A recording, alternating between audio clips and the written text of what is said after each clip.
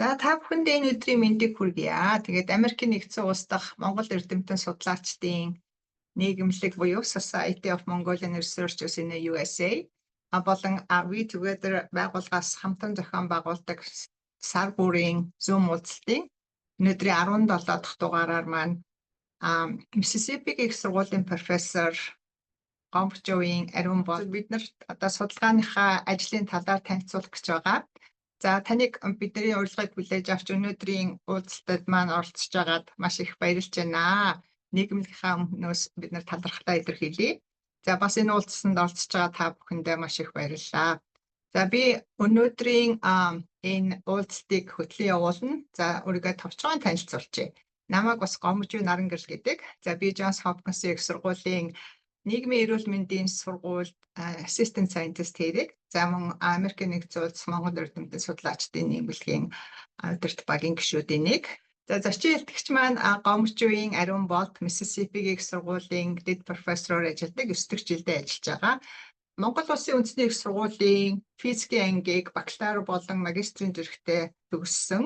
За тэрээр 2011 онд физикийн чиглэлээр Америкийн нэгдсэн улс дахь Texas мужийн A&M их сургуулийн докторийн зэргийг за 2000 онд оптикийн чиглэлээр Чех улсад докторийн зэрэг хамгаалсан.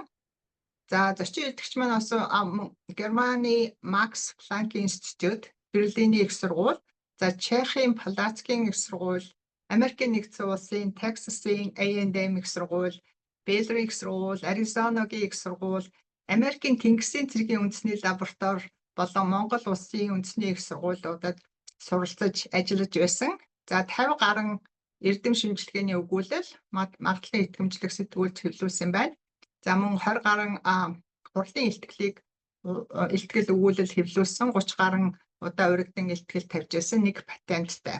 За профессор маань Америкийн оптикийн нийгэмлэгийн ахлах гишүүн, мөн Александр фон Хумбольдтын нийгэмлэгийн тэтгэлэгт судлаач. За ийм манай одоо шилдэг туршлагатай Монгол эрдэмтэн судлаач өнөөдрийн манай уулзалтанд оролцож өөрийн судалгааныхаа ажлыг танилцуулах гэж байна. За мөн зүгээр товчхон ажлын ариун болт профессор маань квант болон шугамн бус оптикийн судалгааны ажил хийдэг. За судалгааны ажлууд нь бол био ангаах ухаан, хөдөө аж ахуй болон байгаль орчны асуудлуудыг шийдвэрлэхэд болоод маш чухал хувь нэмрээ оруулдаг юм байна. За өнөөдөр ариун болт профессор маань Cascade Superradiance буюу нийцтэй системүүдийн талаарх судалгааныхаа ажлыг биднэрт танилцуулж илтгэл тавих гэж байна. За ариун болт профессоргаа өрье. За их баярлалаа нарагч. Тэгээ энэ нийгэмлэгээс урьж илтгэл тавиулж байгаад их баяртай байна. Тэгээд өнөөдөр бас энд цаг зав гарган ирсэн та бүхэндээ бас баярлалаа. За би өөрийнхөө илтгэлийг тавихаас өмнө би зүгээр нэг тийм зарын чанартай юм танилцуулъя. Өнөөдөр энэ жил дэлхийн нийтээр квант физикийн 100 жилийн өг тэмдэглэж байгаа. Баяр хүргэе, баярын мэнд хүргэе. Тэгээд бас энэ өнөөдрийн илтгэл бас квант физиктэй жоохон холбоотой. Тэгээд би энэ талаар бас нэг дурдчихъя. Бас оюутнууд манай Монголоос үзэж байгаа оюутнууд байвал бас энэ ийм учиртай юм болж байгаа юм байна гэдэг. За энэ 100 жилийн өмнө энэ Solvay хурал болсон. Solvay гэдэг нь хүн юм байлээ. Тэгээд тэр хүн ийм хурал зохион байгууллаад нэлээд хэдэн зохион байгуулаад энэ 5 дахь хурал нь юм байна. 1927 онд болсон хурал. Тэгээд энэ зургийг харахаар энэ бол хамгийн одоо ухаант хүмүүсийн авсан түүхэндээ хамгийн ухаант хүмүүс оролцсон ийм селфи зураг юм байлээ. За тэгээд эндээс одоо жишээлбэл 17 он ширхэг Нобелийн шагналтанд төрсөн. За жишээлбэл энэ Debye гээл энэ Langmuir, энэ Max Planck байж, энэ Bragg гээл ингээд Marie Curie ганцхан эмэгтэй физикч байгаа. Тэгээд энэ хүн химиэрч бас физикээр Нобелийн шагнал авсан. За тэгээд би дахиад жоохон судалж үзлээ. Тэгсэн энэ 17 Нобелийн шагналчинд цаашаага дахиад 17 Нобелийн шагналтантай холбогддог юм байлаа. За тэгээд энэ бол зүгээр бүхэл бүтэн сүлжээ байдаг юм байна. Тэгээд жишээлбэл одоо энэ Debye гэдэг тэгэхэд Sommerfeld-ийн шав, Sommerfeld гэдэг нь өөрөө 7 ширхэг Нобелийн шагналтан шав төрүүлсэн. За Дебайн шав нь Онсагер гэдэг бас Нобелийн шагналтаа гээд ингээл ерөөсөө сүлжээ байна. Жишээлбэл энэ Макс Планкийн 2 шавьж Нобелийн шагнал авсан Hertz, Laue гэдэг. Жишээлбэл Мари Кюригийн нөхөр Pierre Curie бас Нобелийн шагнал авсан. 2 охинтой, нэг охин нөхөртөөгөө бас Нобелийн шагнал авсан. Бас нэг хөргөн хүн Нобелийн шагнал авсан. Ерөөсөө ийм Нобелийн шагналын одоо олон шагналтай юм гэрүүл байна. За тэгээд цаашаага Пол Дирак байна. Пол Диракийн хөргөн ах нь Вигнер, Eugene Wigner гэдэг айгүй мундаг хүн бас Нобелийн шагналтай. Ерөөсөө ингээл бүгдээрээ хоорондоо холбоотой байдаг юм байна. Тэгээд энийг цааш нь дэлгэрүүлж бас ярьж болно. Гэхдээ одоо би нөгөө өөрийнхөө юмыг илтгэх гээд. За тэгээд дашрамд дуртахад бас нэг ийм селфи байд юм байлээ. Тэгээд энэ болохоор Twitter-ыг яасан гацаасан 2014 онд Оскарын шагналыг гардуулгаас үеэр. Тэгээ бас энэ хүмүүс бас хэд хэдэн юуны Оскарын шагналууд авсан мэдээж хоорондоо бас ингээс сүлжээ үүсгдэг. Тэгээ энэ бүгдийг үзүүлж байгаагийн учир нь гэвэл энэ нийгэмлэг маань Америкт одоо байгаа эрдэмтдийг хооронд нь холбоод бас Монголтой холбоод ингээд сүлжээ улам их битүү сүлжээ үүсгэрээ гэдэг тийм юу санаа илэрхийлж байгаа. За ингээд би өөрийнхөө итгэлийг тавья. За Cascade Super Audience энэ сонин нэртэй байж магадгүй, гэхдээ явандаа их ойлгомжтой болно. За би болохоор Mississippi-гийн их сургуульд ажилладаг юм. Тэгээд одоо өчигдөр өнөөдөр энэ усан оргил руу ашиглалтанд орлоо. Тэгээд энд одоо манай офис одоо би яг оффистаа сууж байгаа. Энэ 2 дахь миний офис байж байгаа. За тэгээд миний ихтгэл болохоор ийм миний ихтгэл ийм 3 хэсгээс бүрдэж байгаа. За эхлээд би нэг тийм тайлбарлсан өмтгөл маягийн юм ярина. За тэгээд дараа нь quantum particle-уудыг одоо кохерентээр өдөөсөн тийм одоо үзэгдлүүдийн тухай ярина. Дараа нь кохерент биш өдөөсөн үзэгдлүүдийн тухай бас ярих юм байна. Тэгээд амжуул одоо гурвангийн бүгдийн сайхан ярьчих байх. Тэгээд амжихгүй бол ихэнхдээ би энэ introduction бас жоохон дэлгэрэнгүй тайлбарлая гэж бодож байгаа. Тэгэхээр энэ нөгөө энийг сонсож байгаа хүмүүс бас физикийн чиглэлийн хүмүүс биш байгаа учраас би бас нэлийн жоохон ойлголт өгье гэж бодоод байгаа. За энэ метроном гэж нэг юм байгаа л да. Энэ одоо жишээлбэл та нар сонсож байгаа энэ надад энэ 3 цэг метроном байгаа. Тэгээд энэ Coca-Cola-ны энэ савыг ашиглаад тэгээд дээр нь үүсэн юу тавир дээр ингээд хит хитэн метроном тавьчихж байгаа. Тэгээ энэ их сонин үзэгдэл болдог байхгүй. За одоо шил би нэг ажиллаулаад үзээд. Ингээ нэг нэгээр нь эхлээд санамсаргүй эхлэх хугацаа нь бол өөр. Тэгээд ингээд 5 ширхэг метрономыг ингээ ажиллуулчихаар нөгөөх нь ингээл хэлбэлцээд байгаа байхгүй.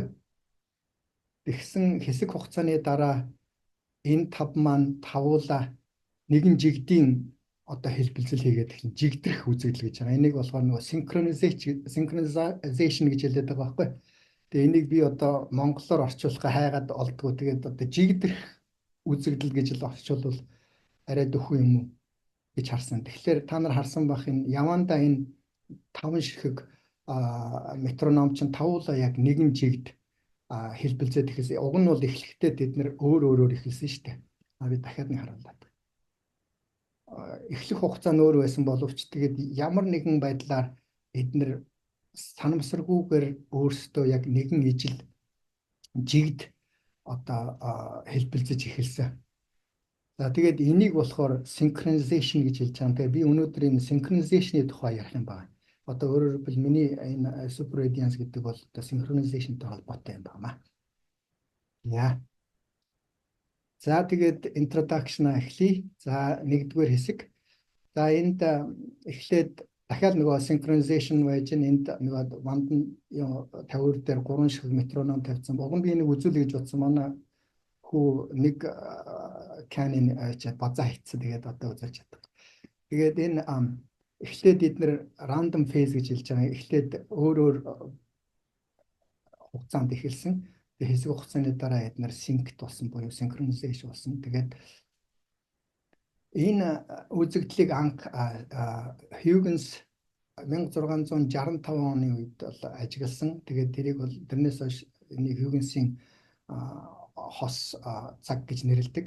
Тэгээ манай ашир яасан гэхэлэр өвчтөө гэртээ байжсэн. Тэгээ таашаар энэ нөгөө аяллаар одоо тэнгисийн аял хийдэг хүмүүст одоо цагны асуудал их гардаг. Жишээлбэл одоо Магалийн дэлхийг тойроод түрээд ирэхэд бүтэн өдрөөр цаг нь зөрчсөн байсан гэдэг чинь тэр шиг ингээд энэ тэнд өөр уртраг дээр цагийн зөрөө их үүсдэг. Тэгээд тэр цагийг яаж хооронд нь нэгэн жигдийн одоо синхронизац хийх вэ гэдгийг бодоод хоёр ширхэг цаг өлгчөөд вандан дээр сандал тавьчаад хоёр сандал тавьчаад тэгээд нэг вандан тавьчаад тэгээд хоёр цагаа өлгчөөд хараа сууж исэн чинь хэсэг хугацааны дараа нөгөө хоёр цаг нь яг ингээд ижлэхэн одоо жигд цоглоод эхэлсэн.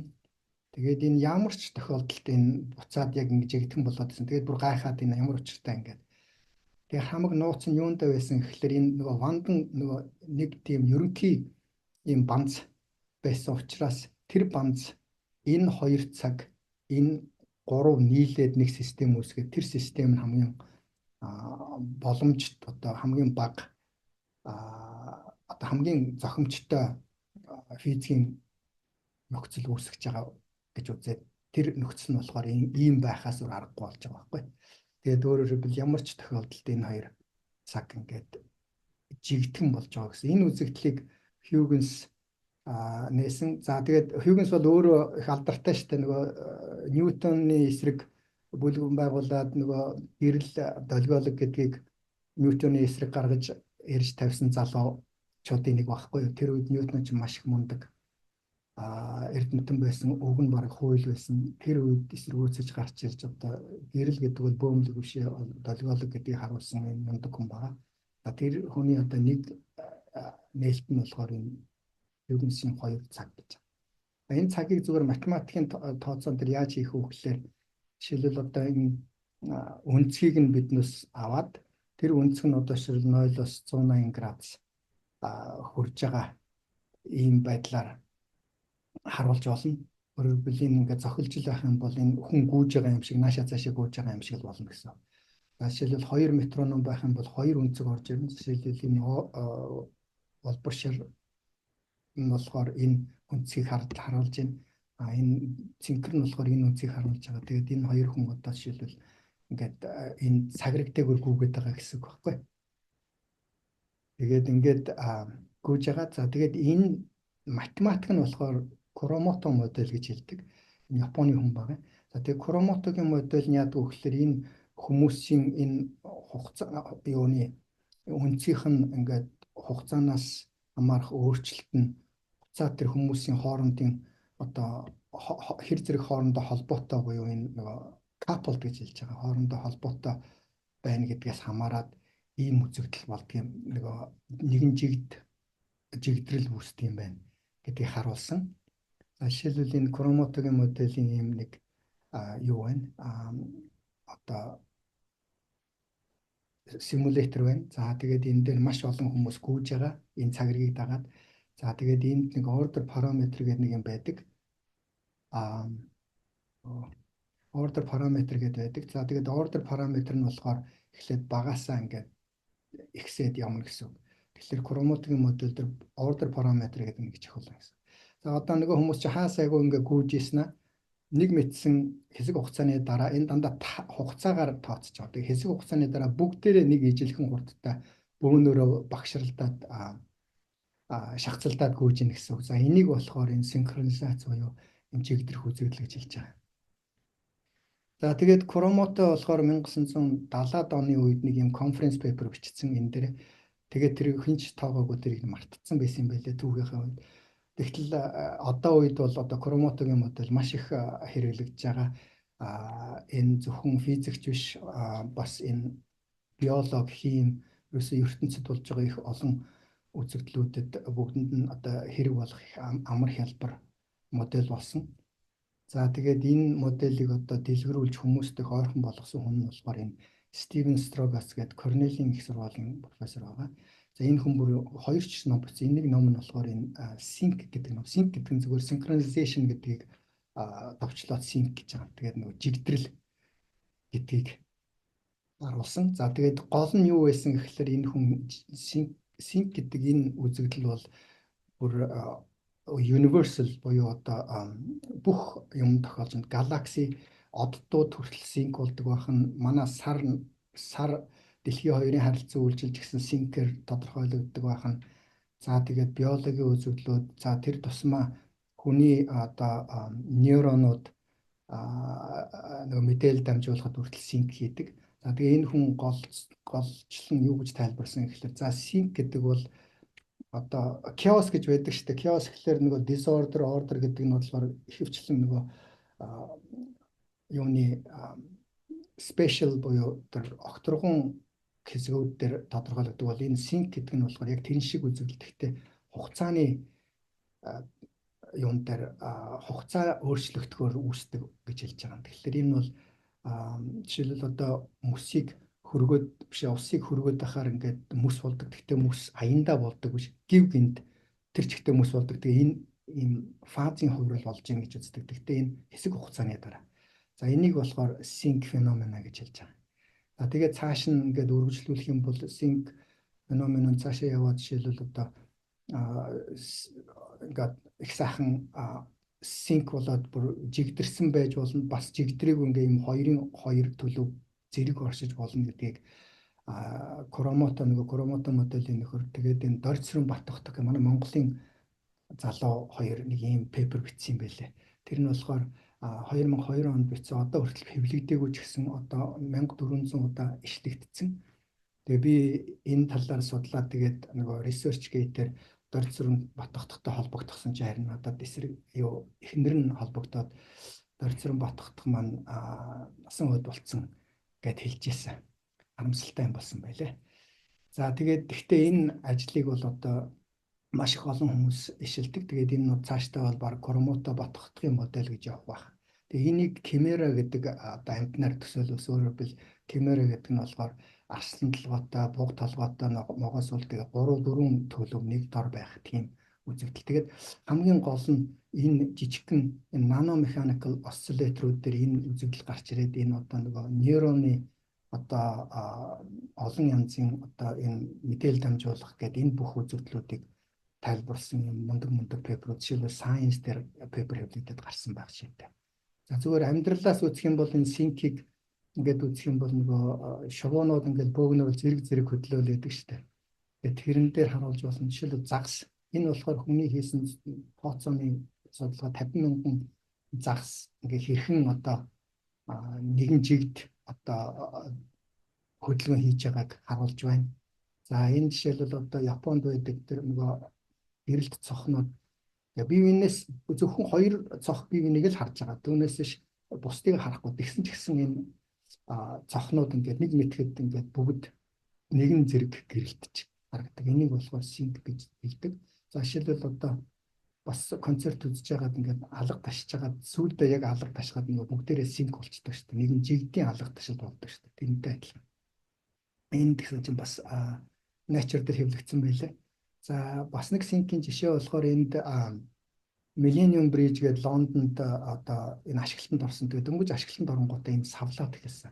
Мэдээж бүх одоо инженерүүд бол нөгөө хүний хөлний одоо хүн чинь одоо 1 секундэд 1 хөлөө тавьдаг, хагас секундэд 1 хөлөө тавьдаг. Тэгээ бүтэн секундэд 2 хөлөө ээлжил алхдаг юм байна л да. Тэгээ тэрийг 1 херцийн одоо юутай давтамжтай ийм хөдөлгөөн хийдэг. За тэрнийг нь одоо ямар ч гэсэн резонанс үүсэхгүйгээр ингээд бэхэлсэн гүр байсан боловч 2 секундын одоо хөдөлгөөнөөр савлаад энэ гүр хаагдахаас аргагүй болж их ичвтер байдалд орсон. Маш их мөнгө зарсан. Тэгээд дахиад дээрээс нь өчнөн хэдэн сая ч үлээ паундын зардал гарсан гэж байгаа. За тэгээ энэ болохоор юутай холбоотой байсан гэхээр нөгөө хүмүүс нь өөрснөө жигд хөдлөөд эхэлсэн байхгүй нөгөө эхлээд гүүр нь ингээд хөдлөөд эхлэнгууд хүмүүс нь тэрийг нь дагаад жигд хөдлөөд эхлэнгууд энэ ингээд резонанс ус. Гэхдээ энэ нөгөө биднээсийн хуучин мэддэг нөгөө гүүрэн дээр хүмүүс алхахаар тэр хоёрын таарах юу давтамжин таарахаар ингээд савлдагтай адилхан биш. Өөр цоош нь синкер тайлбарладаг. Өөрөөр хэлбэл гүүрэн өөрөө хүмүүсийг 2 Хц-ийн одоо давтамжтай хүргэдэг тийм гэж тайлбарсан. За энэ бас тэгээд Nature дээр хэвлэгдсэн. Энийг нөгөө Strogatz профессор бас хэвлүүлсэн байна. За тэгээд ингээд sync гэдэг юм нь одоо ингээд classical sync гэдэг нь одоо бүхэл юмд байж болж байгаа жишээлбэл шууд загас гэрэлт цох одоо бас нөгөө царцааны дуу хүртэл ингээд бүгдээрээ нэг мэтгэж яг ижлэхэн ингээд темптэй болоод эхэлдэг шүү дээ жигд. Тэгээд энийг ашиглаад хүмүүс бас зүрхний энэ одоо энэ нөгөө зүрхний одоо агших тэлэх үзэгдлийг бас синкер тайлбарласан байгаа. За энэ одоо нейроны талаар тайлбарласан. За ингээд ер нь бол бүхэл юм болж байгаа. Тэгтэл одоо би өөрөө физикч учраас ямар асуулт гарч ирж байгаа вэ гэхээр атом, молекул одоо ийм квант бөөмүүдийн хувьд ийм синк гэдэг үзэгдэл байдгүй. Одоо энэ синк гэдэг үзэгдлээр одоо тайлбарлаж болох уу? Тэр үзэгдлүүдийг. Гэт энэ болохоор одоо миний одоо эрдэм шинжилгээний ажлын одоо гол чиглэл юм байна. За тэгээд миний найз энэ Калфелц гэдэг хүн одоо MSc-д байхгүй л да. Тэгээ энэ хүн философийн тэнхимд байдаг. Тэгээ би бас ярилцаад энийг ингээд философийн талаас нь авч үзэх юм бол бас философийн өргөн утгатай юм байлаа. Тэгээд гол нь бол энэ одоо энэ structure realism гэдэг юм чиглэл юм байлаа. Өөрөөр хэлбэл structure realism гэдэг. Өөрөөр хэлбэл энэ юу гэсэн үг гэхээр бүтэн юм жишээлбэл жижигхэн хэсгүүдээс нэг бүтэн юм үүслээ.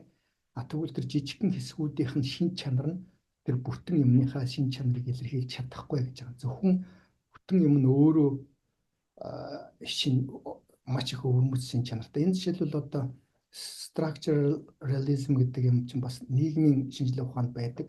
Жишээлбэл одоо бие хүний үүрэг оролцоо тэр нийгмийн одоо тэр шинж чанарт хэр зэрэг одоо үүрэг оролттой байдаг гэдгийг бас харуулдаг байхгүй. Тэгэхээр зарим хүмүүс бол жишээл парт гэдэг бие хүн тэр нийгмийн хөдөлгөөн шинж чанарыг тодорхойлно гэдэг бол биш болж байгаа энэ дээр. Энэ нь болохоор бас нэг reductionism гэж хэлдэг. Өөрөөр хэлбэл биднээс нэг бөөм, хоёр бөөм гэж тэгштэлвчээл тэгэл дараа нь n бөөм гэдэг хэсгээд ингээд багасаа эхлээд ингээд явдаг. Энэ бол одоо нөгөө биднээсийн хуучин сэтгэлгээ.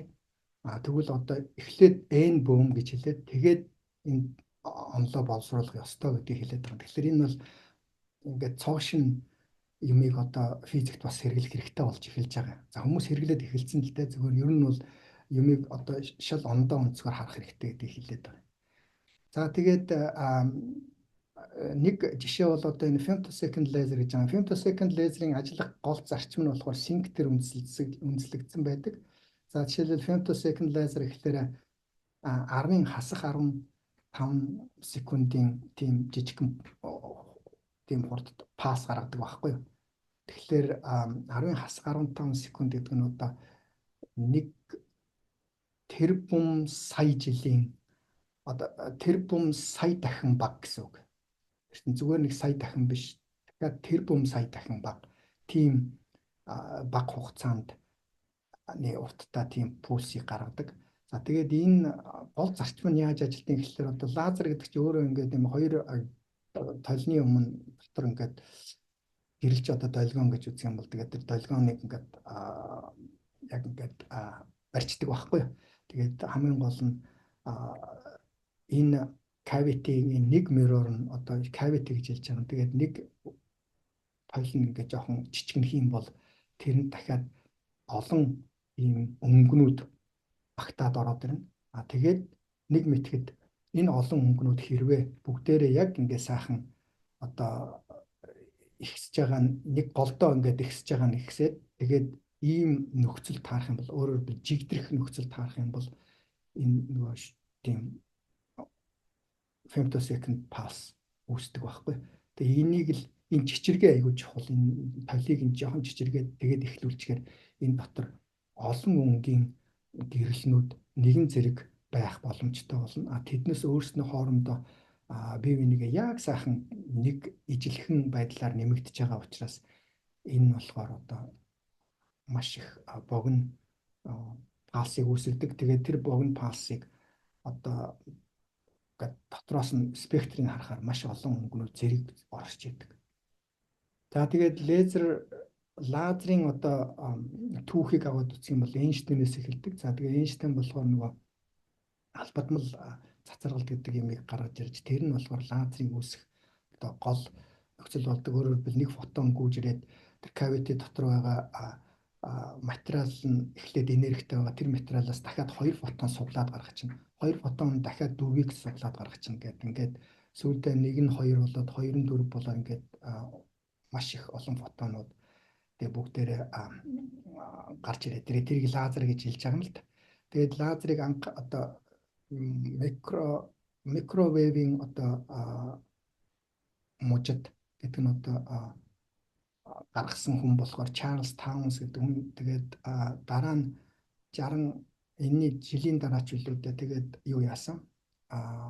Лазер биднээсээ харах мужид лазерыг хийсэн. Тэгээд 2018 онд Жерар Муру, Донна Стрикланд хоёр одоо Нобелийн шагнал авсан femtosecond лазер хийсэн гэдэг. Тэгээд энэ слайд бол хуучин слайд шүү дээ. Тэгээд энэ attosecond science гэдэг нь одоо дахиад 10-ын асах 300,000 хуваана гэсэн үг нөгөө femtosecond лазерынхаа палсыг. За тэр энэ Ferenc Krauss гэдэг нь бол Max Planck Institute-ийн хүн байгаа. Тэгээд энэ хүн бол би тэр үед хуучин слайд байгаа шүү дээ. Тэгээд тэр үед би илтгэл тавьж байхдаа энэ хүн Нобелийн шагнал авна гэсэн тэгэл үнэхээр л авсан. За тэгээд өнгө нь зургийнх нь өнгө бас уурж байгаа шүү дээ. Нобелийн шагнал авсан хүмүүс дандаа харц цагаан зурагтай. За эдгээр бол бүгдээрээ Нобелийн шагнал. Тэгээд энд их гоё түүх байдаг.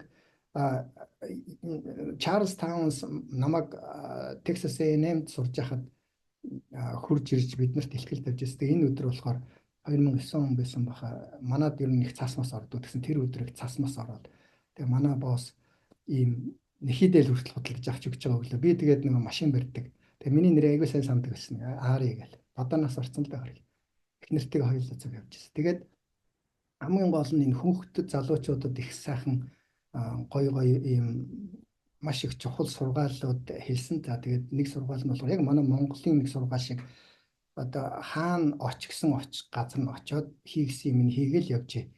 Тэгээд нэг л өдөр тэр чинь чамд хэрэг болно гэдэг. Яг тэр нь болохоор дайны үед хашрыг микровейвийн аппарат хийлгэхээ явуулсан байсан. Тэгээд тэр нь хэрэг болоод энэ хүн нэг Нобелийн шагнал авсан. Тэгээд өөр олон түүхүүд бий л дээ. Тэгээд зав гарвал би бас дахиад ярьж өгч болж байна. За тэгээ бас нэг сонирхолтой юм нь болохоор энэ Donna Strickland нь болохоор 3 дахь эмэгтэй Нобелийн шагналдан. За энэ хүн болохоор энэний өмнө болохоор Meyer тэгээд Marie Curie хоёр авсан байна. За тэгээ бас нэг сонирхолтой юм нь болохоор энэ Donna Strickland энэ Gerard Mourou хоёулаа багш хоёр байсан юм байлээ. Тэгээ надад бол их л гоё санагдсан гэд багш нь шавья дагуулж явж байгаа ч юм уу, шавь нь багшигаа дагуулж явж байгаа хоёулаа Нобель авчдаг. За тэгээд 18 онд би нөгөө ийм хуралд оролцохдоо Gerard Mourou-та тааралдаад би зураг авах болсон юм байна. Та надад зураг авахчих уу гэж гуйж байгаа те. Тэгээд тэр жилдээ Нобелийн шагнал авсан. Тэгээд их сайхан илтгэл тавьсан. Тэгээд тэр илтгэл нь болохоор одоо энэ femtosecond лазерын хөгжлийг харуулсан. Одоо энэ доор бол онууд нь байж байгаа шүү дээ. Эхлээл ингээд лазер чинь ингэж явж байгаа л энэ Donna хин хоёр Gerard хоёр энэ дээр очингууд энийг одоо нөгөө илүү их энерги гаргаж чадахгүй байсан юм байна л да. Нөгөө лазер ингээд гаццсан 2 3 30 жил гацчихж байгаа байна. Тэгээ 30 жилийн гацаанаас нь гаргасан хоёр учраас энэ Нобелийн шагнал. Одоо ингээд цаашаа ингээд өргөжлөлээд энэ маш их өндөр энерги гаргаж авч болно. Өөрөөр хэлбэл энэ нарны тэр нөхцөл байдлыг дэлхий дээр гаргах боломжтой болж эхэлж байгаа. Яа. Тэгээд асуултаа бол асууж болно шүү. Тэгээд одоо энэ их хүчтэй энерги гаргадаг энэ femtosecond лазерыг ашиглаад хүмүүс их олон юмнууд хийж байгаа. За энэ дахиад би бас ярьж амжихгүй нь дараа нь би тодорхой ярьж өгч болж байна. Хамгийн гол юм нь болохоор хүмүүс одоо нөгөө хязгааргүй энергитэй болохыг хүсэж мөрөөдж байгаа. Тэгээд тэрний нэг гол зарчим нь болохоор нөгөө цөмийн нэгдэх хурал гэж байдаг. За хэрвээ цөмийн нэгдэх хуралыг бид нар дэлхийд дээр хийгээд гаргаад ирчих юм бол бид нар захиргааны мөнгө дөрөөсөө төлөхөө болчихно л гэсэн үг. Тэгэхээр тэр нь маш их өндөр одоо энергитэй тим нөхцөлд ажилдаг юм байна. За энийг ингээ femtosecond дээр хийж үзэж байгаа баг шинэ нээлтүүд гараад эхэлсэн байгаа. За ингээд лазерын физик болохоор нэг тал руугаа ингээд маш их энергийн физик болоод явчихж байгаа. Нөгөө тал руугаа бага энергийн физик жишээлбэл одоо энд атомыг хөргөөд бүр хөдөлгөөнгөө болгож бараг зогсоох шахаад судалдаг ийм судалгааны чиглэл байна. Тэрийг болохоор cold atoms гэж байгаа. Тэгээд жишээлбэл бас энэ атом молекул оптикийн одоо судалгааны ажил. Энд болохоор quantum optics орж байгаа. За одоо миний чиглэл метрологи гэхэлэр одоо энэ ертөнцид байгаа энэ ертөнцийн физикийн константуудыг одоо тогтмолууд хэрэг үнэхээр тогтмол юм уу гэх мэтлэнгээ шалгадаг. За мөн секундыг бол маш наривчлалтаагаар хэмждэг ийм салбар байгаа. Ингээд атом оптикс гэдэг. За миний чиглэл бол ингээд энэ тал руугаа байгаамаа. За тэгээд одоо би өөрийнхөө хийсэн ажлуудын талаар энэ 2 дугаар хэсэгт ярина. За энэ болохоор coherently excited quantum particles гэж байна. За эхлээд би молекулуудын талаар ярина. Дараа нь атомуудын талаар ярина. За молекул энэ талаар ярихад энийг бол femtochemistry гэж одоо нэрлэдэг болсон. Энэ болохоор Ахмед Зуэл гэдэг энэ Египтийн хүн одоо Нобелийн шагналтай хүн анх удаа энэ femtosecond лазерыг ерөөсөө энэ биологийн одоо химийн урвалыг одоо зургийг авахд хэрэглэж болох юм байна. Тэгээ энэ ч бас учиртай. Яагаад тэгэхээр молекулууд чинь одоо хоорондоо ингээд одоо хэлбэлцэхтэй тэр хэлбэлцлийн үе нь болохоор 100 femtosecond ч юм уу 20 femtosecond ч юм уу иймэрхүү femtosecond-ийн байдаг учраас энэ femtosecond-ийн палсуудыг явуулаад ингээд судлаад үзэхэд их зүгээр байдаг. Яг таардаг. Одоо ингээд энэс хойшоод бол femtobiology гэдэг маш их олон чиглэлүүд бий болсон. За тэгээ гол зарчим нь болохоор ингээд чи юу яадаг гэхээр хоёр шиг палс явуулждаг. Тэгээ хоёр шиг палсынхаа хоорондын зайг нь ингээд өөрчлөлт өөрөөр хэлбэл нэг палс нь нөгөөдхөөс жаахан хоцорч болно. За энэ хоцролтыг нь болохоор ингээд хоёр шиг тойл замд нь тавьж өгöd ингээд замын жоох уртсгаад өгчдөг байхгүй. Тэгэхээр нөгөөт нь хоцорно. Гэхдээ бүр femtosecond-ийн цагаар хоцорно гэсэн. Тэгээд нэгийг нь одоо жишээл би pump гэж нэрлэжээ. Нөгөөтгийг нь болохоор probe гэдэг нөгөө шалгадаг нь. Ингээд энэ хоёрыг явуулаад одоо энэ молекул ямар давтамжтай хөдөлж ийн барьж ийн гэдгийг судалцдаг. Ийм юмыг бол femtochemistry гэж байна. За би жоохон цаашаа ингээд тайлбарлаад өгье. Түрүүн нөгөө Huygens-ийн clock гэдээсэн. За хоёр шиг би clock аваад үзчихээ цаг тий. Тэгээ хоёр цаг жишээлбэл энэ хоёр цаг нь болохоор хоорондоо ижилхэн одоо яг л адилхан хөдөлж байна. Энэ болохоор эсрэг хөдөлж байна. Гэхдээ мэдээж бүгдээрээ синкт болсон байгаа.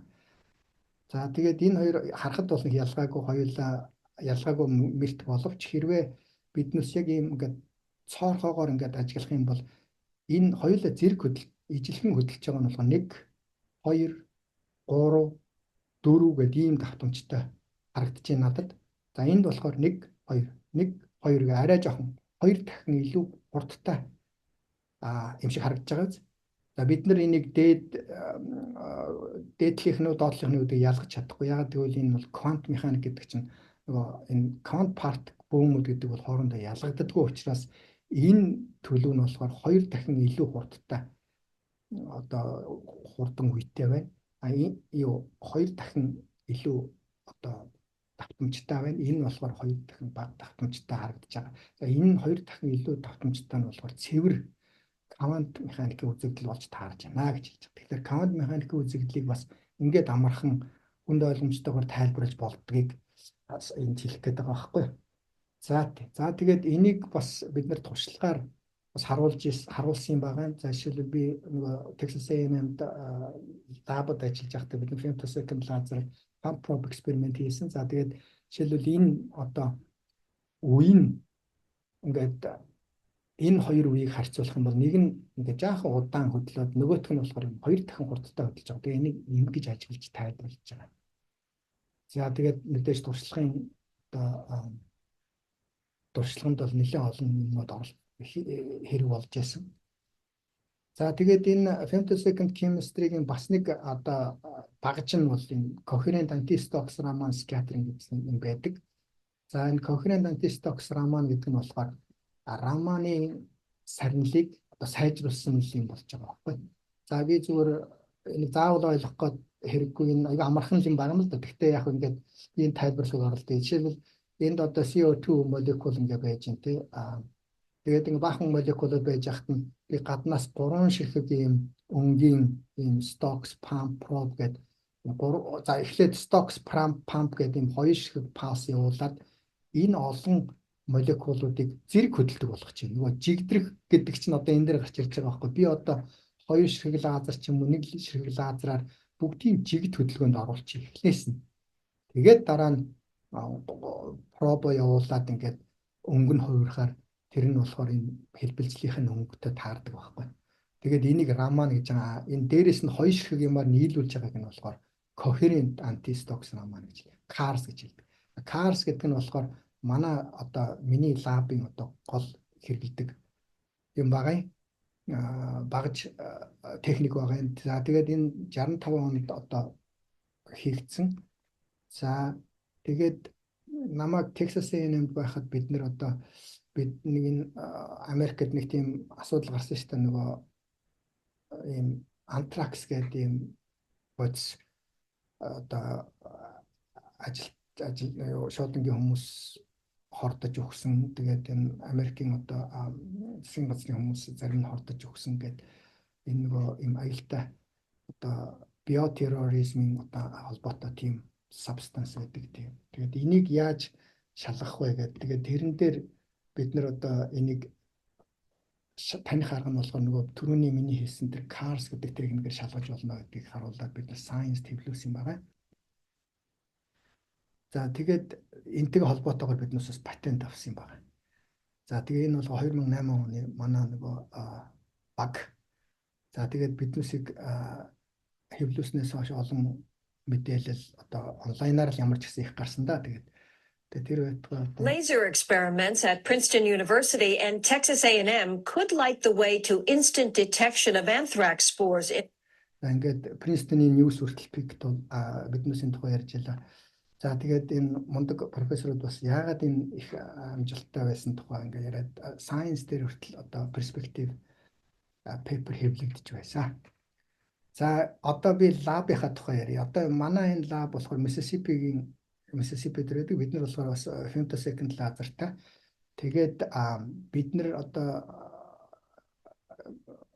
өнгөрсөн хугацаанд юу хийсэн гэхэлэр одоо энэ CARS-ийн одоо нэг тийм exact одоо шийдийг олсон. Тэрийг бас одоо юугаар туршлагаар харуулсан. Тэгээд нэг тийм цоошин шин эффектийг нээсэн. Одоо нээсэн л гэж хэлнэ. Би олон хүмүүстэй ярьсан. Тэгээд энэ бол шин эффект гэж хэлж ил байсан.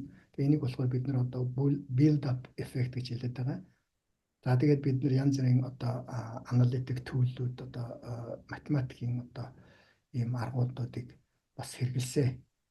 За тэгээд үндсэндээ бол бид нар ингээ хийж байгаа ажил жишээлбэл одоо энэ туршлагын дата би туршлагын датаг бол одоо ингээ эрг болтгүй сайхан задлаад мэддэж одоо тайлбарлаж чаддаг болсон гэсэн үг.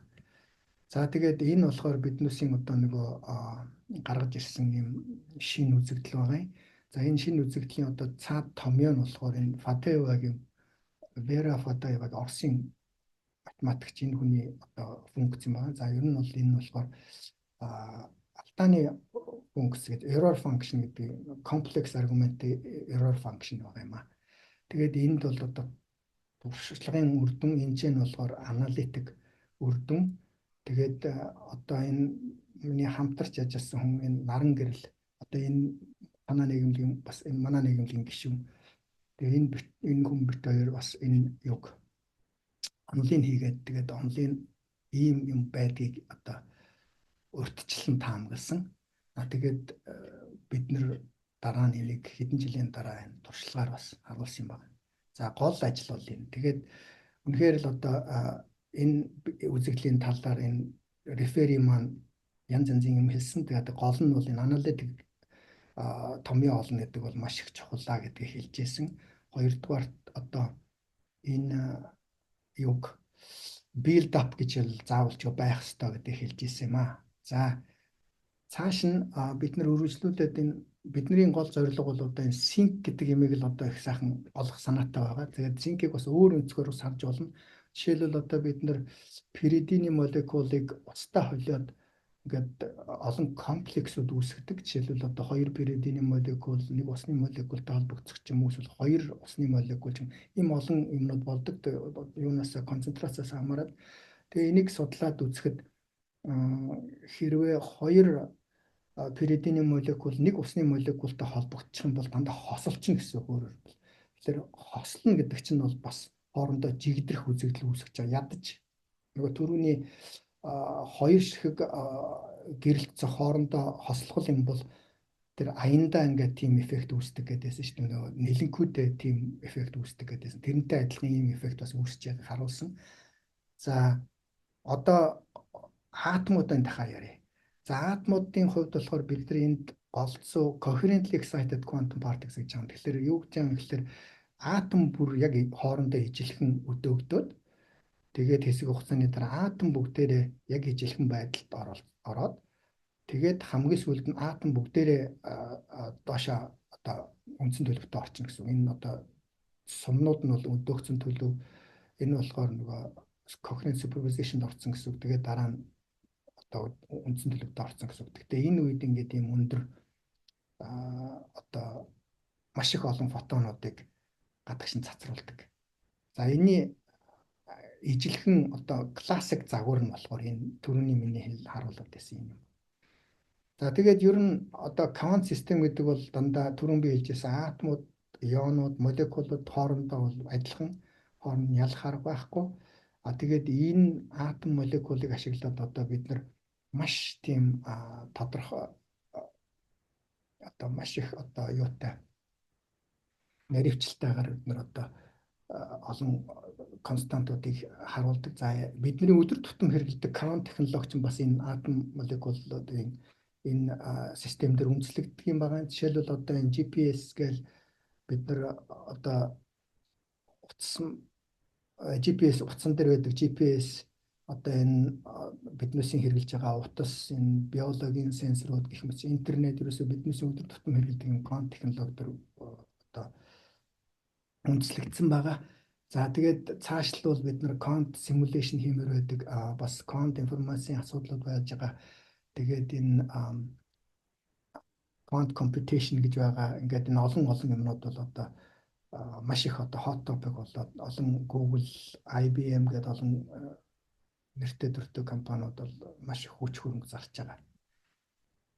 За тэгээд эдний нэг гол хуучны арга нь болохоор ерөөсөө л энэ юг атомуудын хоорондоо харилцан үйлчилдэг гэл тэгээд нэг нэгээр нь л үзэж байгаа нөгөө reductionism гэдээсэн шүү дээ. Нэг атом тэгэл n атом гэж бодлого бодоод байдаг. За тэгтэл энэ одоо багасах тутам энэ quantum sensor-ууд бол одоо өөрсдийнхөө одоо үндсэн хязгаарт тулж ирж байгаа. Тэгээд заавалч одоо атом ч юм уу бөмбөгийн харилцан үйлчлэг тооцоогоос өөр аргагүй болсон эрен үе ирж байгаамаа. Тэгээд энэ хоорондоо харилцан үйлчлдэг тэрийг нь бас контролдож болдог. Энэ үзэгдлийг болохоор super radiance гэж хэлээд байгаа. Тэгээд энэ super radiance болохоор маш их олон юмнуудыг одоо харуулдаг. Өөрөөр хэлбэл одоо тодорхой хэмжээнд харилцан үйлчлэг, атом харилцан үйлчлэгийг одоо том хэмжээнд харуулж чадж байна. Одоо гэх мэтлэн маш олон ийм эерэг одоо үр дүн авчирсан. За тэгээ энэ super radiance гэдэг юмыг одоо анх энэ үзэгдлийг одоо биднэрт тайлбарлаж өгсөн хүн маань энэ Роберт Дикэ гэж хүн байгаа. 54 оны модель нэм байгаа. За энэ хүн бол одоо маш их олон юм нээсэн. Энэ хүний бүтээсэн багжийг хэрэглээд 2 ч хүн Нобелийн шагнал авч чадаад байгаа. Тэгээ өөрөө харин авч чадаагүй. За тэгээд энд олон өөрийнх нь нэр нэрлэгдсэн олон үзэгдлүүд байдаг. За тэр дундаас нэг нь болохоор энэ super radiance гэдэг юм байгаа. За энэ тэгээд үндсэн одоо оригинал пепер юм байгаа.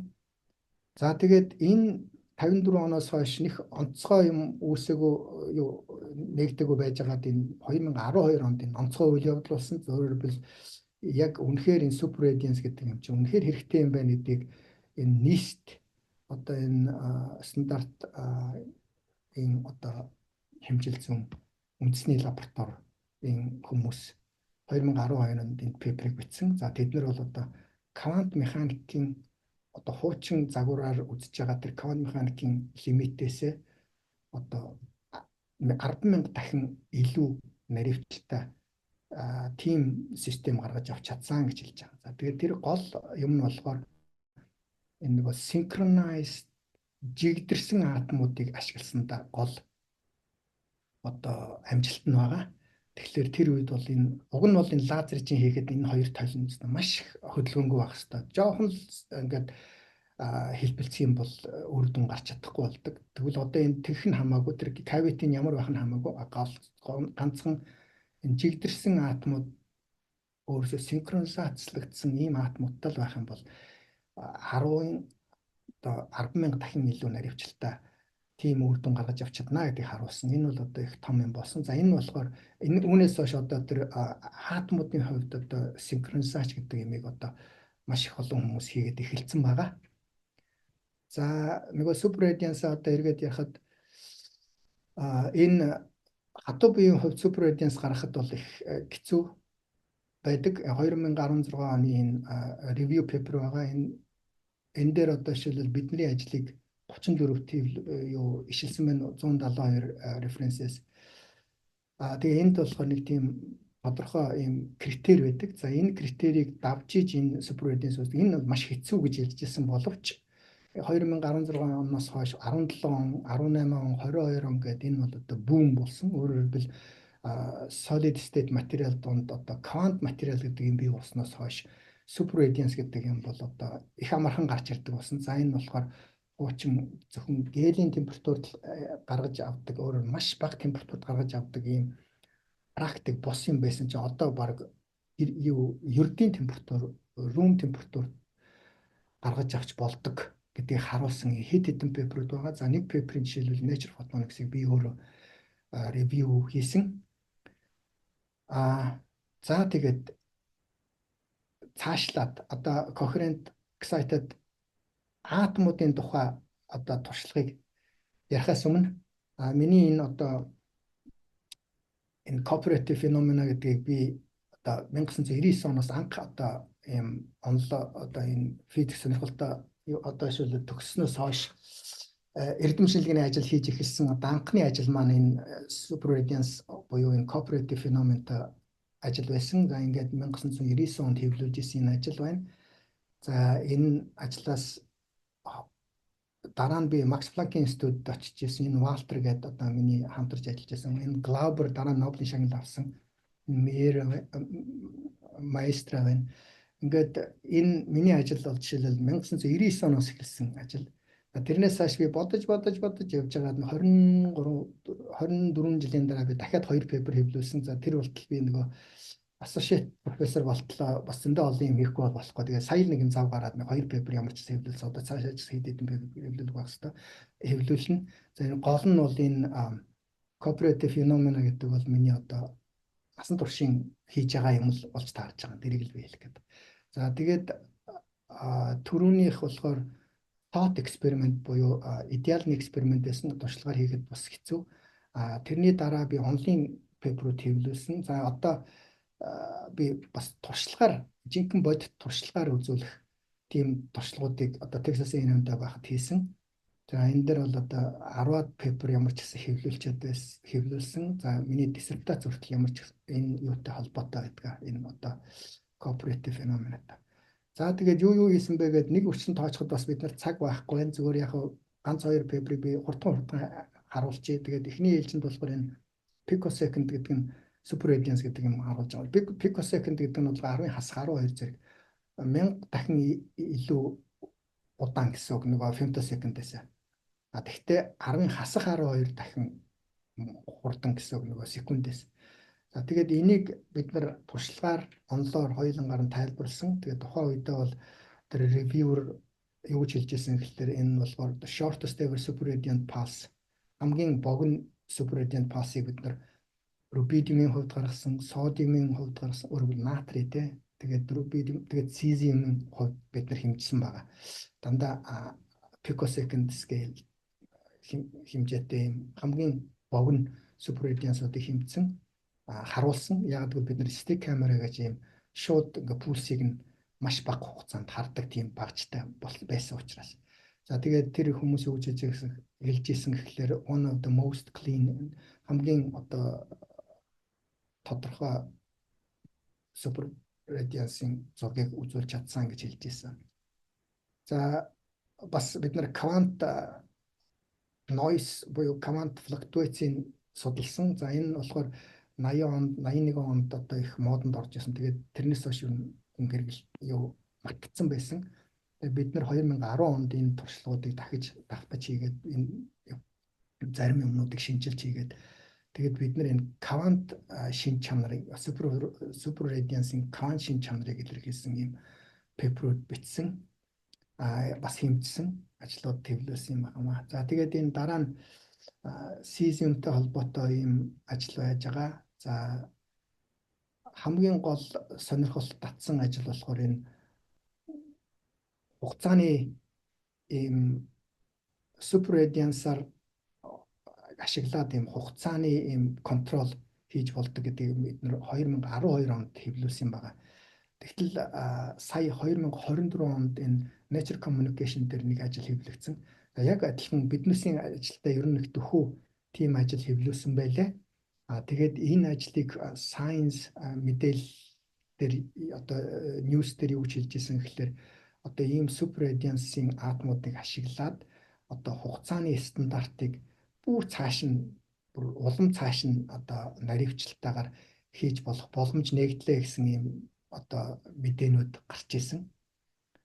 Тэгэхээр одоо биднэрт ингээд цаашдаа хийх бидний одоо энэ туршлагууд бол энэ 2024 оны туршлагатай их төстэй.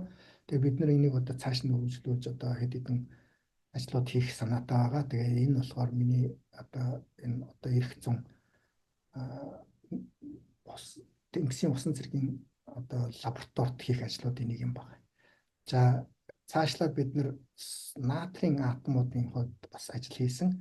За тэгээд натрийн атом юугаар сонирхолтой гэдэг нь гэхэлэр одоо 45 км өндөрт одоо мезосферт натрийн атом тэртээ төрөө байж идэг. Тэгээд эндээс одоо газар дээр байгаа телескопоос 589 нанометрийн лазер явуулахаар тэнд гэрэлтж харагддаг. Тэгээд тэгэхээр яад гэхэлэр одоо өөрийн гэсэн шинэ хот бий болгоод тэгээд тэр хоттой харьцуулаад судалгаа хийж болох боломжтой. Тэгэхээр энэ ямар учиртай гэхэлэр одоо тэрбум доллар хэмнэн гэсэн өөрөөр хэлбэл сансарт нисэх хэрэггүй болчихж байгаа байхгүй. Эндээс гэртээ байж байгаад оддыг судлах боломж нэгж байгаа гэсэн. За тэгээд цааш нь одоо 3 дахь хэсэгтээ оръё. За энэ нь болохоор 3 дахь хэсэг нь болохоор нөгөө 2 дахь хэсэгтээ бид нар болохоор coherently excited quantum particles буюу энэ quantum particle бөөмүүдийг би лазераар эхлээд өдөөж өгөөд тэгээд хоорондоо тэд нар чинь тэртээ тэргүй нэг бөөм нь болохоор одоо лазераар гэдэг чинь их сайхан одоо бүгдээр эхнээсээ бие биенийг ойлгодог болсон нөхдүүд байна гэсэн бөөмүүд. Одоо тэгэнгүүт incoherently гэхлээр хэрвээ тэд нар эхнээсээ бие биенийг ойлголцоогүй тийм атомын тийм quantum бөөмүүд байвал ямар асуудал үүсэх вэ гэдгийг харуулж байгаа байхгүй.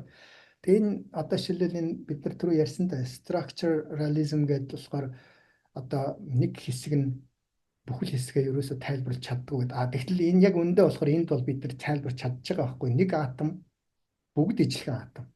Хэсэг хугацааны дараа нэг атомыг үзлээ бусдтайгаа яг л адилхан байдалд орсон байна. Хамгийн сүүлд нэг атомыг дахиад үзлээ бусдтайгаа яг адилхан. Тэгэхээр энэ нь болохоор нэгдүгээрт нэг атомаар бид нар бүгдийг тайлбарлаж чадж байна. Хоёрдугаарт энэ классик аналогтой байна гэсэн үг. Тэгвэл нөгөө structural realism гэдэг чинь тийм биш байхгүй. Чи нөгөө нэг ширхэг юмараа чи бүхэлд нэг тайлбарлаж чадахгүй болсон. Тэгвэл тэр санааг одоо яаж одоо энэ чухал тэр санааг нь одоо илэрхийлэх систем яаж илэрхийлэх вэ гэж байгаа. Тэгэхээр дахиад бид нар асуулт асууж байгаа юм. За тэгээ энэ structuralism гэдэг санааг одоо ингээд төвлөл гэж гаргаж ирэх одоо тийм систем ямар систем байж болох вэ гэхээр энэ классик аналоггүй ийм систем байх хэрэгтэй гэдгийг харуулж байна. За тэгэнгүүт тэр классик аналоггүй систем нь хаана байна гэхээр нөгөө л 54 оны decay superradiance чи өөрөө классик аналоггүй байсан боловч хүмүүс өөрснөө юм нэмээд классик аналогтой тийм болгоод тэрийг decay superradiance гэд нэрлээд байсан байхгүй. Тэгтэл яг үүндээ болохоор superradiance, decay superradiance чи өөрөө классик аналог өөрөөр хэлбэл атомууд нь нэг атомаар энэ decay superradiance-ыг тайлбарлах уг нь бол боломжгүй байхгүй юу? Бүх n атомаар л тайлбарладаг боломжтой. Энтэй адилхан энэ болохоор хоёр төвшөнтэй атомууд байна. Тэгвэл 73 онд анх санаачилсан. За 2022 онд одоо бидний гаргаж ирсэн санаа болохоор 3 атомтай тохиолдол дахиад л энэ болохоор нөгөө классик аналоггүй юм. Энийг болохоор cascade superradiance гэж байгаа. Энэ болохоор нөгөө манай энэ илтгэлийн нэр юм байна. За тэгэхээр тэр cascade руу орохоос өмнө 2 атомтой superradiance эхлээд дахиад харуулхад энэ нөгөө оригинал пепер шүү дээ 1954 он. 1954 оноос хойш гайхалтай нь энийг 22 он хүртэл мэдээж 73 онд нэг пепер юу нэг тэгштэл бичсэн. Тэрнээс хойш энэ хүмүүс мартцсан байсан байхгүй. Энд чинь өөрөө одоо классик аналоггүй ийм жишээ байсан байж тээ гэд. Тэгээд харуулхад энэ одоо шил бид нар хоёр төвшөнтэй атомыг дахиад классик аналоггүйгээр ингээд тайлбарлахад энэ decay-гийн бүх юмнууд гараад ирж байгаа. За энэ болохоор 71 онд хийсэн тэгштэл. Энэ тэгштэл бол 71 онд гаргасан байна. 82 онд гаргасан байна. За тэгээд 2022 онд дахиад би одоо энийг бүх нарийн ширээнийг бас харуулсан.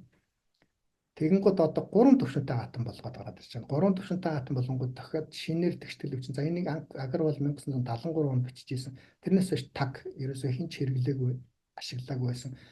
Тэгээд 50 жилийн дараа бид нар гаргаж ирсэн. Тэгээд энийгээ бид нар болохоор cascade superradiance model гэж хэлж байна. Тэгэнгүүт одоо асуулт гарч байна. Ямар хэрэгтэй энийг судлах тийм ээ. Тэгэнгүүт энд нэг юм пепер бас гараад ирсэн байхгүй юу гэж байгаа гэхээр энэ solid count materialд incoherently excited болоод 10-ийн 11-ээс 10-ийн 13 гэдэг чи одоо дахиад одоо 10,000 тэрбум атомуудыг энэ хоорондоо ингээд ийм жигдэрсэн ийм төлөвт оруулж болдгийг энд харуулсан байна. Тэгэхдээ энэ атомууд нь нэг атомаар тайлбарлагдахгүй. Бүгдээрээ incoherently excited байхгүй. Тэгжиж тайлбарлана. Тэгээ энийг болохоор ингээд энийг болохоор cascade superfluorescence гэж өөрснөө нэрлсэн байна юм да. Гэхдээ энийг бидний одоо онлоорч бас тайлбарлаж болох юм байна гэдгийг харуулж. Тэгэхээр юу гэж хэлж байгаа гэхээр одоо орчин үеийн одоо биднээс хэрэгжилж байгаа квант технологиуд болохоор дандаа одоо coherently excited буюу нэг бөөмөр тайлбарлаж болох тийм онлоор хийж байгаа бол бүхэл бүтэн n бөөмөрөөр тайлбарлагдах тийм классик аналоггүй ийм шинэ квант технологи гарч ирж болох юм биш үстэй гэсэн ийм одоо найдвар төрж байгаа юм. За тэгээ энэ талаар бол биднээс нэлээд цаашаа судалгаа энэ өөрөөр манай групп бол энэ талаар нэлээд цаашаа судалгаа байна. За жишээлбэл одоо энэ ингээд бид нэр өөрсдийнхөө онлоор энэ бүх датаг бол тайлбарлаж болж байгаа. За бас энэ саяхан 24 оны Physics Review Letters дээр гарсан энэ пейперийг биднээс бас өөрсдийнхөө онлоор тайлбарлаж болж байгаа. Гэх мэтлээ одоо ингээд энэ онлоор бол их олон юмнуудыг тайлбарлаж болж байгаа. Бид нэр цаашдаа дахиад илүү одоо тодорхой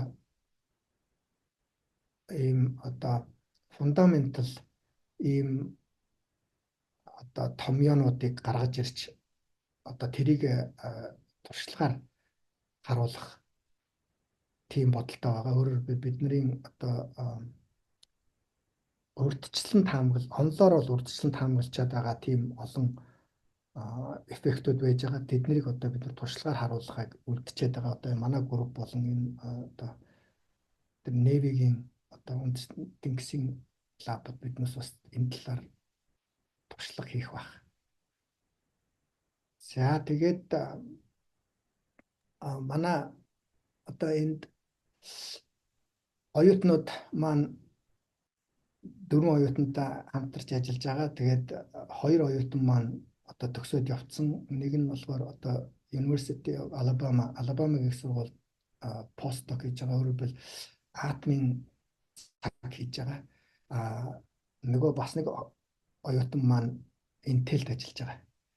За тэгээд бидний ажил энэ ийм фандинг авсан байгаа. За их баярлалаа. Ариун бол профессортай маш их баярлалаа. Маш их сонирхолтой super audience буюу synchronization-ы талаар нийгмийн айгүй энгийн байдлаар нийгмийн шин чанараас нь болон атом молекулын төвшөнд бид нарт ингээд тайлбарлаж өгсөнд маш их баярлалаа.